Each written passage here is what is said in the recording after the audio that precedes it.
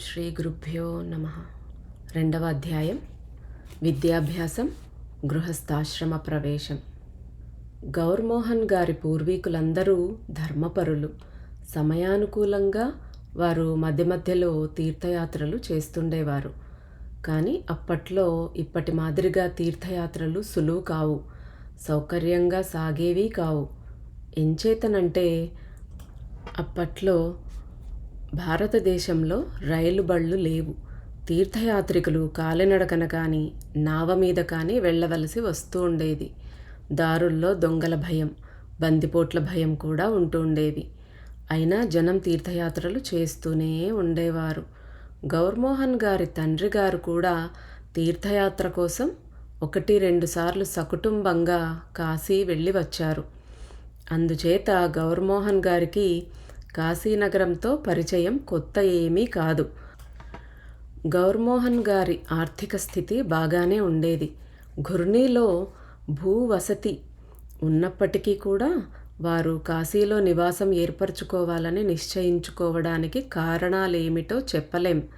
కానీ వాటిలో 2 కారణాలు మాత్రం మనకి తెలుస్తాయి. మొదటి కారణం ఏమిటంటే, శ్యామాచరణుడికి 5 ఏళ్ల వయస్సప్పుడు గౌర్మోహన్ గారి రెండో భార్య ముక్తకేశీదేవి గారి మరణం సంభవించింది.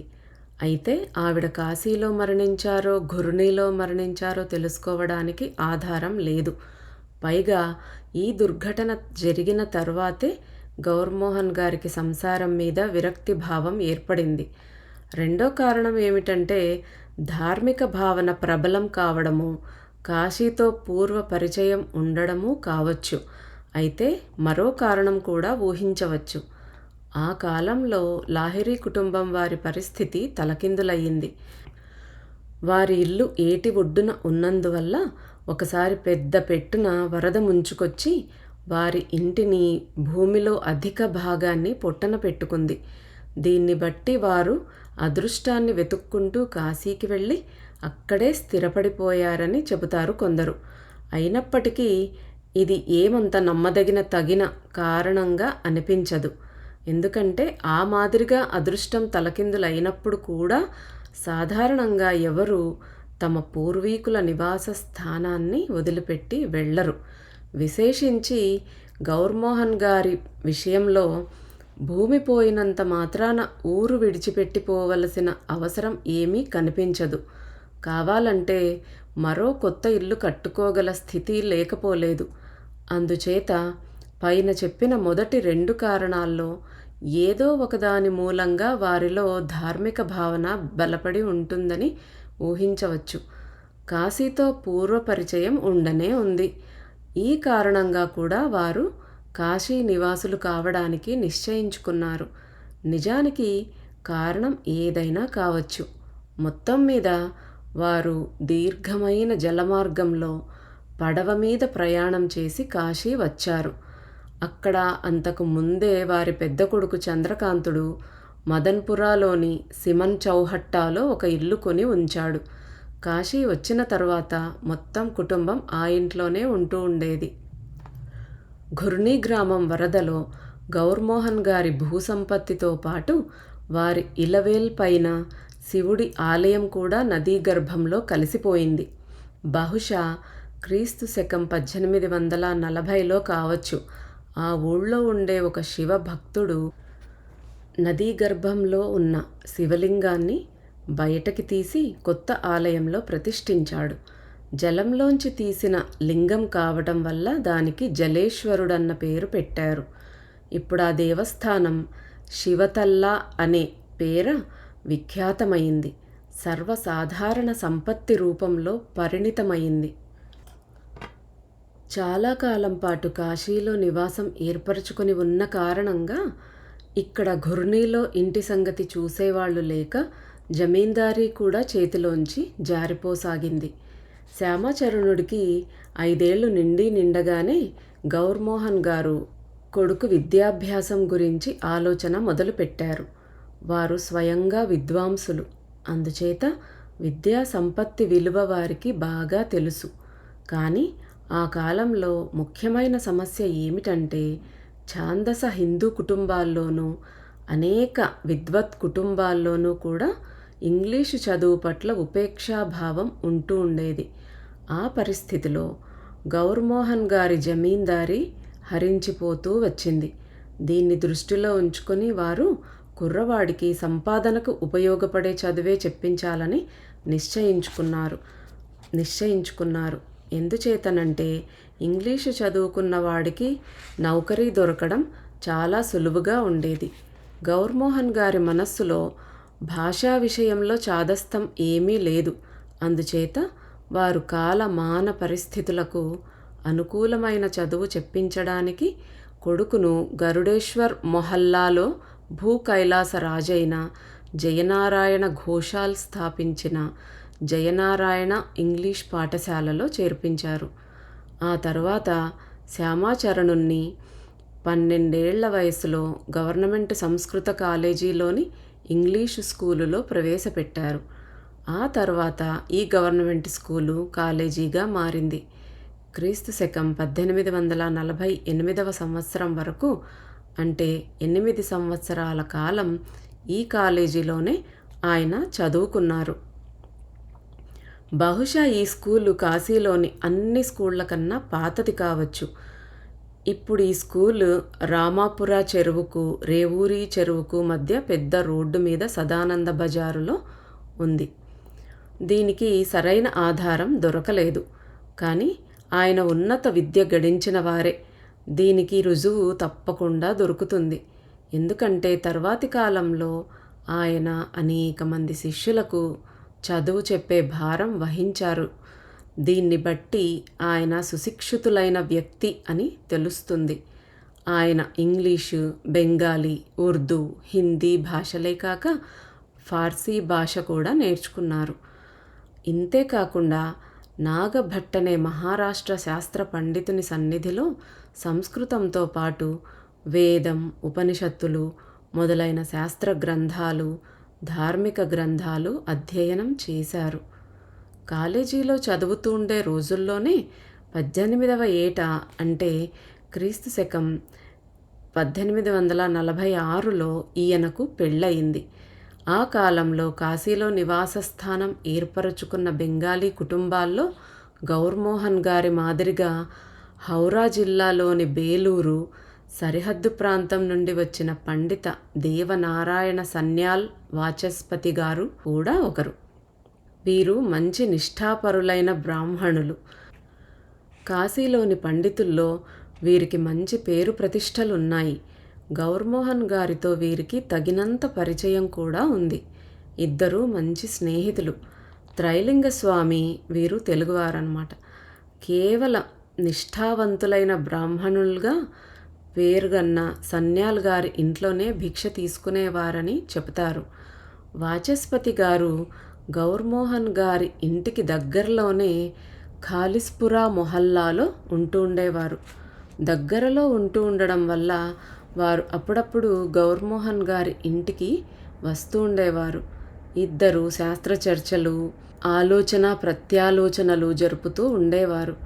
వాచస్పతి గారి భార్య అప్పటికే గతించింది. 3 కొడుకుల్ని, ఒకే ఒక కూతురైన కాశీమణిని వారు స్వయంగా పెంచి పెద్ద చేశారు. కాశీమణి తండ్రి గారితో పాటు అప్పుడప్పుడు గౌర్మోహన్ గారి ఇంటికి వస్తూ ఉండేది. అక్కడే ఆడుతూ ఉండేది. ఇంట్లో ఆడవాళ్ళు ఆమెని వేళాకోళం చేస్తూ, "నువ్వు ఎవరిని పెళ్లి చేసుకుంటావు?" అని అడుగుతూ ఉండేవారు. ఆ చిన్నపిల్ల సౌమ్యంగా, సుందరంగా ఉన్న శ్యామాచరణుల వైపు వేలు చూపిస్తూ ఉండేది. సంయోగవశాన నవవర్షప్రాయము, శ్యామవర్ణము గల కాశీమణితో శ్యామాచరణులకు వివాహమైంది. శ్యామాచరణుల ఆరోగ్యం మంచిది. వ్యాయామంతో పాటు ఆయన ఈతలో కూడా ప్రవీణులనిపించుకున్నారు. ప్రారంభం నుంచి కూడా కష్టపడి పనిచేసే తత్వం, గంభీర ప్రకృతి ఆయనవి. తమ ఈడువాళ్లతో కలిసి వృధాగా కబుర్లు చెబుతూ ఎన్నడూ కాలక్షేపం చేసేవారు కాదు. ఎన్నడూ తగని పని కానీ, అన్యాయ కార్యం కానీ తలపెట్టేవారు కారు. ప్రతి విషయంలోనూ వివేకంతో పనిచేసేవారు. అన్నం దొరకనప్పుడు కూడా ఎవ్వరిని అడిగి తినేవారు కారు. క్రీస్తు శకం 1851లో 23 వయస్సులో ఈయన ప్రభుత్వోద్యోగంలో చేరారు. గాజీపూర్లో పబ్లిక్ వర్క్స్ డిపార్ట్మెంట్ వారి మిలిటరీ ఇంజనీరింగ్ వర్క్స్లో గుమాస్తాగా చేరారు. ఆ రోజుల్లో సైన్యానికి ఆహార సామాగ్రి సరఫరా చేయడం, రోడ్ల వంటివి నిర్మించడం ఈ శాఖ చేసే ముఖ్యమైన పనులు. ఆ తర్వాత మిర్జాపూర్, బక్సర్, కటువా, గోరఖ్పూర్, దానాపూర్, రాణిఖేత్, కాశీ మొదలైన చోట్లకు ఆయన బదిలీ అవుతూ వచ్చారు. సర్వీసు చివరి రోజుల్లో ఆయన బేరక్ మాస్టర్, ఈ రోజుల్లో SDO అంటారు వాళ్ళని, ఆ పదవిలో ఉండేవారు. గాజీపూర్లో పనిచేసే రోజుల్లో ఈయన జీతం చాలా తక్కువ. అందుచేత సొంత ఖర్చుల కోసం సైనిక శాఖలోని ఇంగ్లీష్ ఆఫీసర్లకు హిందీ, ఉర్దూ నేర్పుతూ ఉండేవారు. దానివల్ల వచ్చేదాంతో తమ ఖర్చులు గడుపుకునేవారు. వచ్చిన జీతాన్ని కుటుంబ ఖర్చుల కోసం నెల నెలా కాశీమణి గారికి పంపుతూ ఉండేవారు. 1852లో గాజీపూర్ కార్యాలయం కాశీకి మారడం వల్ల ఆయన కూడా కాశీకి వచ్చేశారు. అదే సంవత్సరం మే 31న గౌర్మోహన్ గారు స్వర్గస్థులయ్యారు. తండ్రి గారు పోయిన తర్వాత అన్నదమ్ముల మధ్య గృహ కలహాలు మొదలయ్యాయి. శాంతిప్రియులు, ధర్మపరాయణులు అయిన శ్యామాచరణులు అశాంతికి, జగడాలకి ఎప్పుడూ దూరంగా ఉండడానికి ప్రయత్నిస్తూ ఉండేవారు. భవిష్యత్తులో ఆయన ద్వారా ఎంతటి మహాప్రయోజనం ఘనంగా నెరవేరబోతున్నదో ఆ ప్రయోజనం లేదా ఆ కార్యం సంకేతమే అప్పటికి ఇంకా ఆయనకు అందలేదు. కానీ దాని వెలుగులో మొదటి నుంచి నిర్ధారితమైన కర్మ సంస్కారం ఆయన్ని శాంతిప్రియత్వం వైపే ఆకర్షిస్తూ వచ్చింది. ఎందుకంటే శాంతివాణిని వినిపించడం, ప్రచారితం చేయడం అన్న ఉద్దేశంతో వచ్చిన వ్యక్తి ఎప్పుడూ అశాంతి వాతావరణంలో ఉండలేడు. కానీ అన్ని విధాలా మంచి గృహస్థుగా ఆదర్శం నెలకొల్పవలసి వస్తుంది. లోకానికి విద్యాప్రదానం చేయడానికి అన్ని విధాలా తనకు ఆచరణానుకూలమైన పని చేయవలసి వస్తుంది. ధర్మం కానీ, ఆలోచన కానీ మొదట నీ జీవితంలో ఆచరణలో పెట్టు. ఆ తరువాత ఇతరులు దాన్ని ఆచరణలో పెట్టడానికి వారికి శిక్షణను ఇయ్యి. మళ్ళొకసారి ఈ సెంటెన్స్. ధర్మం కానీ, ఆలోచన కానీ మొదట నీ జీవితంలో ఆచరణలో పెట్టు. ఆ తరువాత ఇతరులు దాన్ని ఆచరణలో పెట్టడానికి వారికి శిక్షణనియ్యి అని చెప్పారు మనీషులు. శ్యామాచరణుల జీవితంలో కూడా సామాన్య గృహస్థుల గృహ కలహాల మాదిరిగా వివాదాలు, కలహ ప్రసంగాలు తలెత్తుతూ ఉండేవి. కొంతకాలం పాటు ఇంటి గొడవల్లో సర్దుకొని పోతూ ఉండి చివరికి సిమన్ చౌహట్టాలో 2 అంతస్తుల భవనంలో ఒక వాటా అద్దెకు తీసుకుని సకుటుంబంగా అక్కడే ఉంటూ ఉండేవారు. ఆ కాలంలో సామాన్య వేతనము, గృహ శిక్షకుడు అంటే ట్యూషన్ మాస్టర్గా వచ్చే ఆదాయము ఒక మాదిరిగా సాయపడుతూ ఉండేవి. ఆ సామాన్య ఆదాయంతోనే ఆయన ఇల్లు నడుస్తూ ఉండేది. ఇది కూడా ఆయన లోక శిక్షణ, ప్రజలకు బోధించడం, తర్ఫీదునివ్వటంలో ఒక భాగమే. అంటే పేద గృహస్థుగా ఉంటూనే మెల్లమెల్లగా జీవనాన్ని కూడదీసుకొని సాధనలో అగ్రేసరులెలా అవుతారో నిరూపిస్తున్నారన్నమాట. ఇది కూడా ఆయన లోకశిక్షణలో ఒక ఆదర్శాన్ని నెలకొల్పింది. మహాపురుషుల జీవితాల్లో అలాంటి పూర్తి వ్యతిక్రమాలు ఉంటూనే ఉంటాయి. సాధారణ మనుష్యులు చెయ్యలేని పనిని మొదట మహాపురుషులు తమ సాధనా క్రమంలో, తమ జీవితంలో సాధిస్తారు. లేకపోతే సాధారణ వ్యక్తి వాళ్ళ జీవన దర్శనాన్ని లేదా ఆదర్శాన్ని ఎలా స్వీకరిస్తాడు? గీతలో కూడా శ్రీకృష్ణ భగవానుడు అర్జునుడికి ఇలాంటి ఉపదేశమే చేశాడు. యద్యదాచరతి శ్రేష్టస్తత్త దేవేతరో జనః స యత్ ప్రమాణం కురుతే లోకస్తదనువర్తతే. భగవద్గీత 3వ అధ్యాయం 21వ శ్లోకం. అంటే శ్రేష్ఠుడైన వ్యక్తి ఏ పని చేస్తాడో ఇతరులు కూడా అదే చేస్తారు. ఆయన ఏ కర్తవ్యం నిర్వహిస్తాడో ప్రజలు కూడా దాన్ని అనుకరిస్తారు. పెళ్ళైన చాలా కాలానికి, అంటే సుమారు 16-17 సంవత్సరాల తర్వాత ఈ అద్దె ఇంట్లోనే 1863లో జగన్నాథ దేవుడి స్నానయాత్రా దినం నాడు వీరి పెద్ద కొడుకు తిన్కోడి లాహిరి పుట్టాడు. శ్యామాచరణుల పత్ని కాశీమణిదేవి అత్యంత శాంత మనస్కురాలు, దయామయి, ఉత్తమ గృహిణి. భర్తగారి ఆర్థిక సంకట స్థితిలో కూడా ఆవిడ చాలా ధైర్యంగా ఇంటి వ్యవహారాలన్నీ నిర్వహించుకుంటూ ఉండేవారు. ఆవిడ తెలివితేటల వల్ల, గృహ నిర్వహణ నైపుణ్యం వల్ల సామాన్యమైన రాబడిలో కూడా కొంత భాగం కూడబెట్టడానికి వీలవుతూ ఉండేది. 1864లో అలా కూడబెట్టిన డబ్బుతో గరుడేశ్వర్లో ఒక ఇల్లు కొనుక్కుని అందులోనే ఉంటూ వచ్చారు. ఈ 1865లోనే రథయాత్రా దినం నాడు రెండో కొడుకు దుకోడి లాహిరి పుట్టాడు. మళ్ళీ ఇదే ఇంట్లో 1868లో పెద్దమ్మాయి హరిమతి, 1870లో నడిపి అమ్మాయి హరికామిని, 1873లో చిన్నమ్మాయి హరిమోహిని పుట్టారు.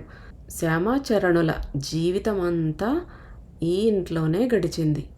కాశీమణిదేవి గారు వృధా కాలక్షేపం ఎప్పుడూ చేసేవారు కారు. ఆవిడలో పాలుమాలిక అన్నది ఏ కోశానా లేదు. పొద్దున అందరికన్నా ముందు గుమ్మం దగ్గరికి వచ్చిన ముష్టివాళ్లకు స్వయంగా తమ చేతులతో భిక్షం వేస్తుండేవారు. దరిద్రుల ఇంటికి, అంటే లక్ష్మి లేని వారి ఇంటికి ముష్టివాళ్ళు రారని ఆవిడ నమ్మకం. ఇందువల్ల ఎప్పుడైనా ముష్టివాళ్ళు రావడం ఆలస్యమైతే ఆవిడ విచారపడుతూ ఉండేవారు. ఇది ఇలా ఉండగా భర్తగారికి వచ్చే ఆదాయం స్వల్పం కావడం వల్ల ఇంటి పని అంతా ఆవిడే స్వయంగా చేసుకుంటూ ఉండేవారు. ఇంటికి అతిథి అభ్యాగతులు తరచుగా వస్తూ ఉండేవారు. ఆవిడ స్వయంగా వంట చేసి వాళ్ళకి కడుపు నిండా పెట్టి పంపేవారు. ఆ రోజుల్లో ఆడవాళ్లలో ప్రాచుర్యంగా ఉన్న ఒక భావం ఏమిటంటే, చదవడం రాయటం నేర్చిన ఆడవాళ్ళందరూ మరుసటి జన్మలో వేశ్యలై పుడతారని. ఈ విశ్వాసాల కారణం వల్లే కాశీమణిదేవి గారి మనస్సు చదువు వైపు మొగ్గలేదు. శ్యామాచరణులు స్వయంగా సుశిక్షితులు, మంచి సంస్కారపరులు, విద్యను గొప్పగా భావిస్తూ ఉండేవారు. అందుచేత రాత్రిపూట అవకాశం చిక్కినప్పుడల్లా భార్యకు చదవడం రాయడం నేర్పుతూ ఉండేవారు. ఆ తర్వాత కాశీమణిదేవి గారు ధార్మిక గ్రంథాలను స్వయంగా చదువుకునే స్థితికి వచ్చారు. ఈ పుణ్యవతి తమ భర్తగారి ద్వారా ప్రదర్శితమైన యోగమార్గ సాధన ద్వారా దీర్ఘాయువు పొందారు. ఆవిడ కూడా సాధనలో ఉచ్ఛస్థాయికి చేరుకోగల సామర్థ్యం ఉన్నవారు. కాశీమణిదేవి గారు 94 సంవత్సరాల వయస్సులో వంగశకం 1337వ సంవత్సరం చైత్రమాసంలో, ఇంగ్లీషు సంవత్సరం 1930వ సంవత్సరంలో చైతన్యమయ స్థితిలో పరమపదించారు. శ్యామాచరణులు చాలా పరిశ్రమ చేసే కర్మనిష్ఠాగరిష్ఠులు. లోక కళ్యాణ సంబంధమైన అన్ని రకాల పనుల్లోనూ వారు తగినంత ఉత్సాహం చూపించేవారు. వారి ప్రయాస పరిశ్రమ వల్ల రామ్కాళీ చౌధరి, గిరీష్ చంద్రదే, కాశీనాథ్ విశ్వాస్ వంటి కాశీలోని గణనీయులు, సుప్రతిష్ఠులు అయిన వ్యక్తుల సహకారం వల్ల ఒక స్కూలు స్థాపించడం జరిగింది. ఇప్పుడు అది బెంగాలీ టోలా ఇంటర్మీడియట్ కాలేజీగా పనిచేస్తోంది. శ్యామాచరణులు రోజంతా కార్యాలయ విధుల్లో మునిగి ఉండేవారు. అక్కడి నుంచి బయటపడ్డ తరువాత గృహ శిక్షకులుగా పనిచేస్తూ ఉండేవారు. ఇంటి పనులు కూడా చూసుకున్న తర్వాత జన కళ్యాణ మూలకమైన అనేకమైన పనుల్లో మునిగి తేలుతూ ఉండేవారు. ఆ ప్రకారమైన పరిశ్రమ పరాయణత వల్ల దృఢ చిత్తత వల్ల వారు భవిష్యత్తులో కఠిన యోగాభ్యాస పరిశ్రమ చేసినప్పటికీ అలుపు సొలుపు ఎరుగరు. సంసారంలో ఉంటూనే, అంటే గృహస్థ జీవనం గడుపుతూనే దృఢచిత్తంతోనూ సంకల్పంతోనూ సాధన చేసినట్లయితే సిద్ధి పొందవచ్చునన్న సత్యాన్ని వారు జీవితంలో తమ ఆచరణ ద్వారా నిరూపించారు. నాయమాత్మ బలహీనేన లభ్య అని ఘోషిస్తుంది ముండకోపనిషత్తు. అంటే వీర్యవంతుడైన వాడే ఆత్మజ్ఞాన ప్రాప్తి పొందగలడని అర్థం. శ్యామాచరణుల జీవన దర్శనమే దానికి జీవంతమైన ప్రమాణం. బెంగాలీ టోలాలో స్కూలు స్థాపించిన తరువాత వీరు ఆ స్కూలుకు కార్యదర్శిగా నియుక్తులయ్యారు.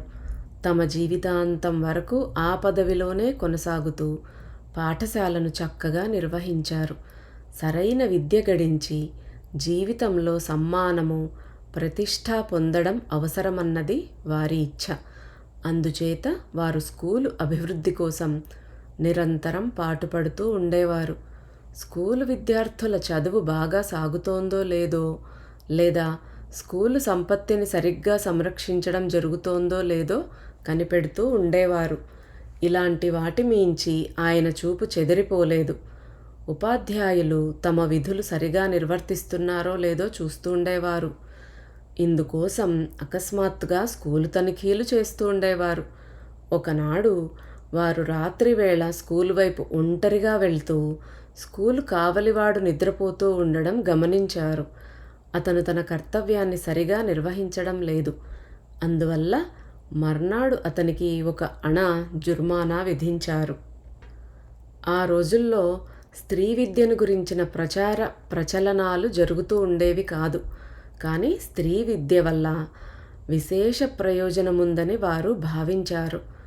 ఈ విషయంలో వారు గణనీయులైన అనేక మంది సహాయంతో బాలికా విద్యాలయం కూడా ఒకటి స్థాపించారు. అయినప్పటికీ సంరక్షకులు తమ ఆడపిల్లలను స్కూలుకు పంపడానికి ఉపేక్షించేవారు. ఈ కారణంగానే ఆ స్కూలు మూతపడింది. క్రీస్తుశకం 1860 మార్చి 24న నేపాల్ మహారాజు తమ 4వ కుమారుడైన రాజ్ కుమార్ నరేంద్ర కృష్ణసా అనే ఖాలాకు చదువు చెప్పడానికి యోగిరాజులను గృహశిక్షకులుగా నియమించారు. తరువాత 1866 మార్చి 4న నేపాల్ మహారాణికి చదువు చెప్పడానికి నియుక్తులయ్యారు. ఈ ప్రకారంగా వీరు నేపాల్ రాజకుటుంబంలో చాలా కాలం గృహ శిక్షకులుగా, అంటే ట్యూషన్ మాస్టర్గా పనిచేసినట్టు తెలుస్తోంది. ఇంతేకాకుండా ఆ కాలంలో కాశీలో ఉంటున్న ఆర్థికంగా మంచి సంపన్నుడైన హరిశంకర ప్రసాద్ సింహ అనే వ్యాపారి తన కొడుక్కి చదువు చెప్పడానికి నెలకు 5 రూపాయల జీతం మీద వీరిని 1867 ఏప్రిల్ 5వ తేదీన గృహ శిక్షకులుగా నియమించినట్టు కూడా తెలుస్తోంది. కాశీలో లబ్ధప్రతిష్ఠుడైన వకీలు రామ్మోహన్ దే అనే ఆయన లాహిరీ కుటుంబం వారికి విశిష్ట స్నేహపాత్రులు. ఆయన తోబుట్టువులంతా కలిసి 5గురు. తండ్రి గతించిన కారణంగా శ్యామాచరణులు వారి చదువుకు, అభివృద్ధికి తగిన ఏర్పాట్లు చేశారు. ఆ తర్వాత రామ్మోహన్ వకాలతు ద్వారా చాలా గడించాడు. మహాపురుషుల శుభాకాంక్షలు ఫలవంతాలు, ప్రభావవంతాలు అవుతాయనడంలో సందేహానికి తావే లేదు. తరువాత రామ్మోహన్ కుమారుడు తారామోహనుడు కూడా సుప్రసిద్ధ న్యాయవాది అయ్యాడు. ఆయన అల్లుడు డాక్టర్ ఎస్సి దేవ్ అలహాబాదు విశ్వవిద్యాలయంలో ఇంగ్లీషు శాఖ అధ్యక్షుడుగాను, సాహితీవేత్తగాను, దార్శనికుడుగాను ఖ్యాతి పొందాడు. ఈయన తోబుట్టువులందరూ శ్యామాచరణుల దగ్గర యోగదీక్ష పొందారు. గురుదేవుల దగ్గర మేము పొందిన స్నేహము, ప్రేమ తల్లిదండ్రుల దగ్గర కూడా పొందలేదని వాళ్ళు చెప్తూ ఉండేవారు. రేపు 3వ అధ్యాయం చదువుకుందాం.